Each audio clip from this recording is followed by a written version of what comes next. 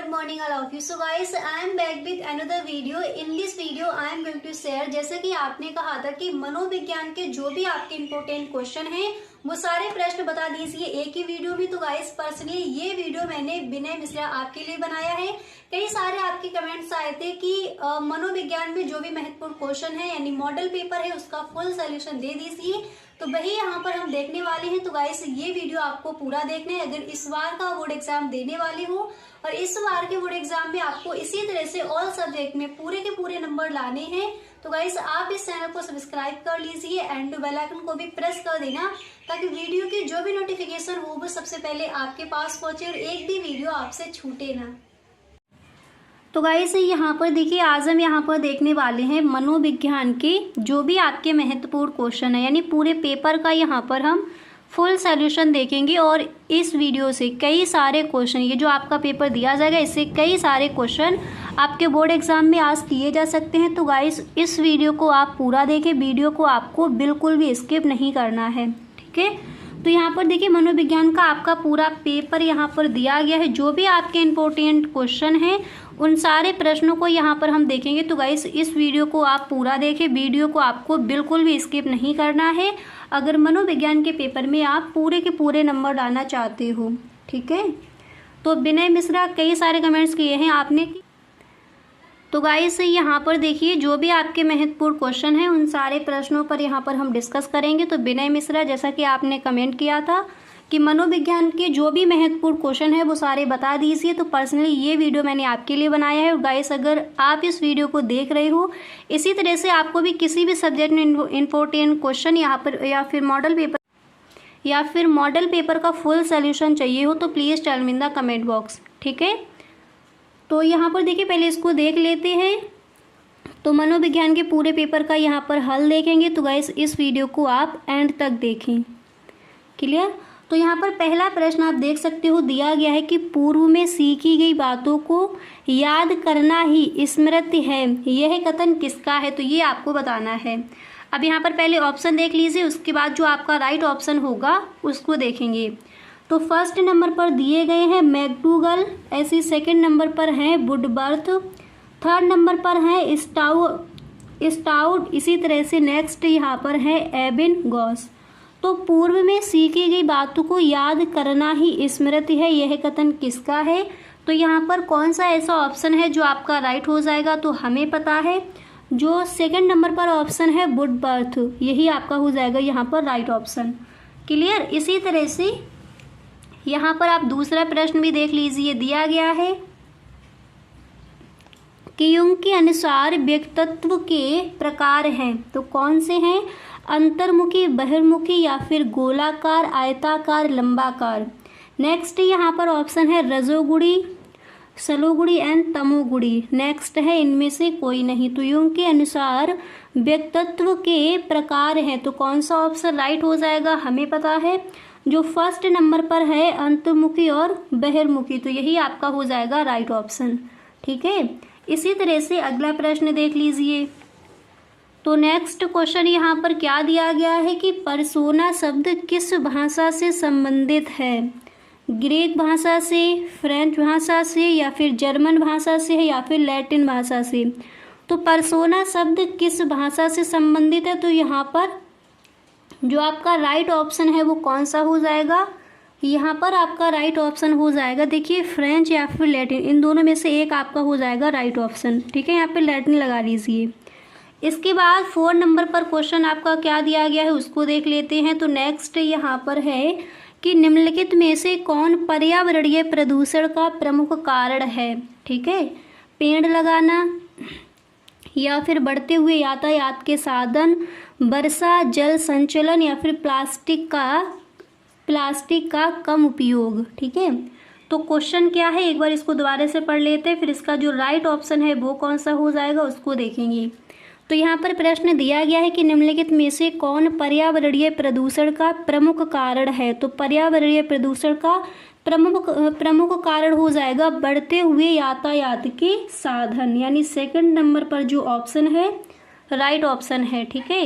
इसके बाद यहाँ पर अगला प्रश्न क्या है उसको भी देख लीजिए। तो 5वां प्रश्न यहाँ पर आपका दिया गया है अब यहाँ पर देखिए जो आपका प्रश्न 5वां है, क्या दिया गया है कि विनय साइमन परीक्षण किस मानसिक योग्यता का मापन करता है। तो पहले ऑप्शन देख लीजिए, व्यक्तित्व, बुद्धि या फिर अभिरुचि। नेक्स्ट है अभिक्षमता। तो विनय साइमन परीक्षण किस मानसिक योग्यता का मापन करता है, तो बुद्धि का। यहाँ पर जो सेकंड नंबर पर ऑप्शन है यही आपका हो जाएगा राइट ऑप्शन। इसके बाद जो आपके निश्चित उत्तरीय प्रश्न हैं कौन कौन से इंपॉर्टेंट है उनको देख लेते हैं। ठीक है, तो जो आपके ऑब्जेक्टिव क्वेश्चन है कौन कौन से महत्वपूर्ण है उन प्रश्नों को यहाँ पर हम देख चुके हैं। अब इसी तरह से जो आपके निश्चित उत्तरीय प्रश्न है, अतलग उत्तरीय प्रश्न है, विस्तृत उत्तरीय प्रश्न है, कौन कौन से इंपॉर्टेंट हैं उनको देख लेते हैं। तो यहाँ पर देख लीजिए, पहला प्रश्न आपका निश्चित उत्तरीय प्रश्न में दिया गया है कि सीखने के 3 प्रमुख नियमों के नाम लिखिए। ठीक है, सीखने के 3 प्रमुख नियम कौन कौन से हैं। तो सबसे पहले आप हेडिंग डालोगे सीखने के प्रमुख नियम, ठीक है, या फिर सीखने के 3 प्रमुख नियम। इसके बाद यहाँ पर आप लिखोगे कि एडवर्थ थॉर्नडाइक ने सीखने के पहले 3 नियम विकसित किए। ठीक है, कौन कौन से हैं। इसके बाद आप लिखोगे जो इस प्रकार हैं वो कौन कौन से हैं उनको देख लीजिए। फर्स्ट यहाँ पर है तत्परता का नियम, सेकंड है व्यायाम का नियम, थर्ड है प्रभाव का नियम। ठीक है, इसके बाद यहाँ पर आप इस तरह से थोड़ा आपको और लिखना है कि यह लंबी अवधि तक कुछ सीखने के अभ्यास और अभ्यास पर आधारित है, मूलतः 2 कानूनों से मिलकर बना है, अर्थात उपयोग का नियम और अनुपयोग का नियम। ठीक है, तो सीखने के 3 प्रमुख नियम कौन कौन से हैं, इस तरह से आप इस प्रश्न का आंसर यहाँ पर लिख कर आओगे। क्लियर। इसी तरह से नेक्स्ट क्वेश्चन आपको कौन सा तैयार करना है उसको देख लीजिए। अगला प्रश्न आप ये तैयार कर लेंगे कि प्रतिविज्ञा का अर्थ लिखिए।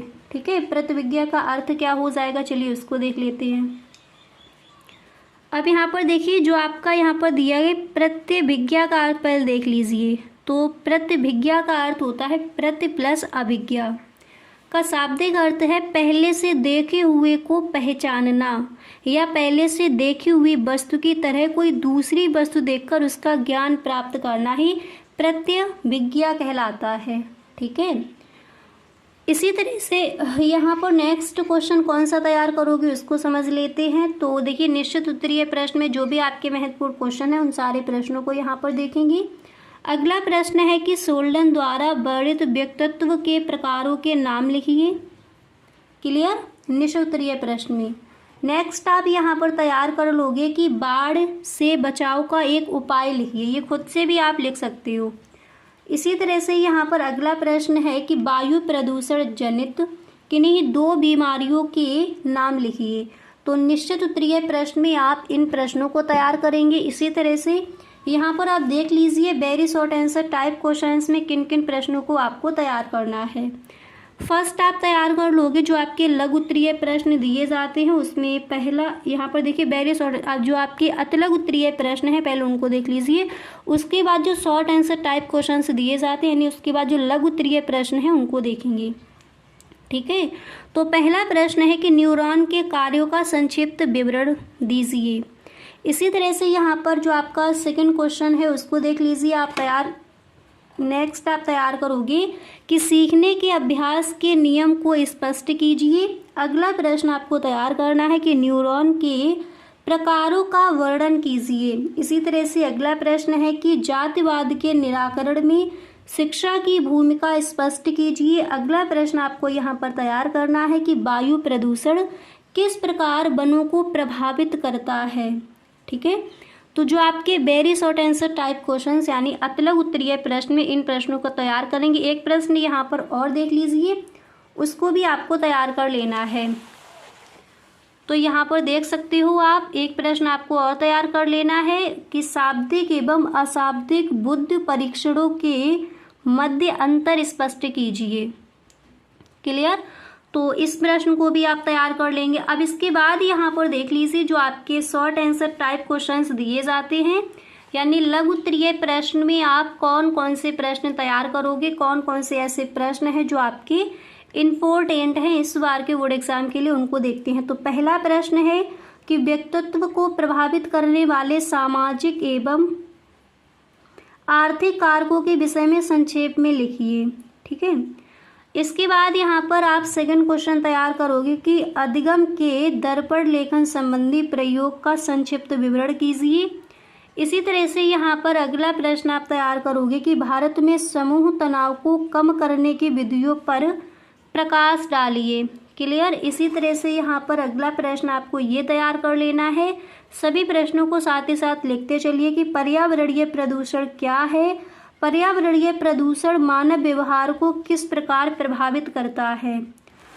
अब इसके बाद यहाँ पर देख सकते हो, इसके बाद आपको नेक्स्ट क्वेश्चन तैयार करना है। प्राकृतिक आपदा सूखा के प्रभाव लिखिए। सूखा के प्रभाव को हम किस प्रकार कम कर सकते हैं।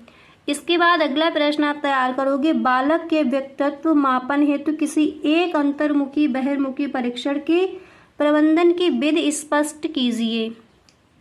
तो जो आपके शॉर्ट आंसर टाइप क्वेश्चन दिए जाते हैं, इसका यहाँ पर आप स्क्रीनशॉट ले सकते हो। इसके बाद लॉन्ग आंसर टाइप क्वेश्चंस दिए जाते हैं, जो विस्तृत उत्तरीय दीर्घ उत्तरीय प्रश्न कौन कौन से तैयार करोगे आप, जो आपका यहाँ पर दिया गया है मनोविज्ञान।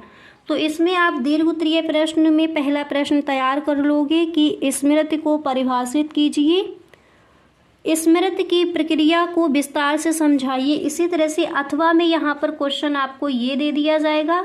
देखिए, इसके बाद नेक्स्ट क्वेश्चन दे दिया जाएगा कि अल्पकालिक स्मृति क्या होती है, धारण को प्रभावित करने वाले कारकों का वर्णन कीजिए। अब इसके बाद यहाँ पर देखिए नेक्स्ट क्वेश्चन आप ये तैयार कर लेंगे कि सीखने का अर्थ एवं परिभाषा लिखिए। सीखना तथा परिपक्वता के मध्य अंतर स्पष्ट कीजिए। अब इसी तरह से अथवा में क्वेश्चन ये रख दिया जाएगा आपका कि सीखने के प्रकार बताइए, सीखने के अनुकूल परिस्थितियों का वर्णन कीजिए। अब इसके बाद अगला प्रश्न आप तैयार करोगे, बुद्धि परीक्षण क्या होता है, किन्हीं दो प्रकार के बुद्धि परीक्षणों के विषय में लिखिए। अब इसी तरह से अथवा में क्वेश्चन आपको ये दे दिया जाएगा। देखिए नेक्स्ट क्वेश्चन आपको ये मिलेगा कि मनोवैज्ञानिक परीक्षण से आप क्या समझते हैं, निर्देशन में मनोवैज्ञानिक परीक्षणों की उपयोगिता स्पष्ट कीजिए। तो अगर यहाँ पर इन प्रश्नों का आप स्क्रीनशॉट लेना चाहते हो लॉन्ग आंसर टाइप क्वेश्चंस में, तो यहाँ पर आप ले सकते हो। अब इसी तरह से जो आपके अतिलघु उत्तरीय प्रश्न थे वो आप कौन कौन से तैयार करोगे, यहाँ पर आप देख सकते हो। एक क्वेश्चन यहाँ पर और लिख लीजिए कि शाब्दिक एवं अशाब्दिक बुद्धि परीक्षणों के मध्य अंतर स्पष्ट कीजिए। और निश्चित उत्तरीय प्रश्न में आपको इन प्रश्नों को तैयार करना है। ठीक है, तो जैसा कि आपने कहा था कि आपको मनोविज्ञान के जो महत्वपूर्ण क्वेश्चन है वो बता दीजिए। एक वीडियो और अपलोड कर दिया है, अगर आपने नहीं देखा है तो डिस्क्रिप्शन बॉक्स में लिंक गिवन है, वहाँ से आप देख सकते हो।